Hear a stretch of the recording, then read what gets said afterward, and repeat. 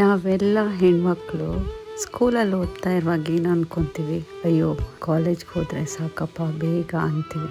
ಕಾಲೇಜ್ಗೆ ಹೋದ್ಮೇಲೆ ಏನು ಅನ್ಕೊತೀವಿ, ಅಯ್ಯೋ ಬೇಗ ಕೆಲಸ ಸಿಕ್ಕಿದ್ರೆ ಸಾಕಪ್ಪ ಅನ್ಕೊತೀವಿ. ಕೆಲಸ ಸಿಕ್ಕಿದ್ಮೇಲೆ ಏನು ಅನ್ಕೊತೀವಿ, ಬೇಗ ಮದುವೆ ಆದರೆ ಸಾಕಪ್ಪ ಅನ್ಕೊತೀವಿ ಅಲ್ವಾ. ಆಮೇಲೆ ಮದುವೆ ಆಮೇಲೆ ಗೊತ್ತಾಗುತ್ತೆ ನಮ್ಮಪ್ಪ ಅಮ್ಮ ಬಿಟ್ಟು ಬಂದಿರೋ ನೋವು ಎಲ್ಲ ಅವಾಗ ಗೊತ್ತಾಗಲ್ಲ. ಮದುವೆ ಆದಮೇಲೆ ತುಂಬ ಹ್ಯಾಪಿಯಾಗಿರ್ತೀವಿ. ಆಮೇಲೆ ಅಪ್ಪ ಅಮ್ಮನ ಬೆಲೆ ಎಲ್ಲ ಗೊತ್ತಾಗುತ್ತೆ. ಮದುವೆ ಆಗಿ ಬಂದಮೇಲೆ ಹಸ್ಬೆಂಡ್ ಸಪೋರ್ಟ್ ಇದ್ದರೆ ಅದೇ ಸಾಕು, ನಮಗೆ ಬೇರೆ ಏನು ಬೇಡ ಅಂತ ಹ್ಯಾಪಿಯಾಗಿರ್ತೀವಿ.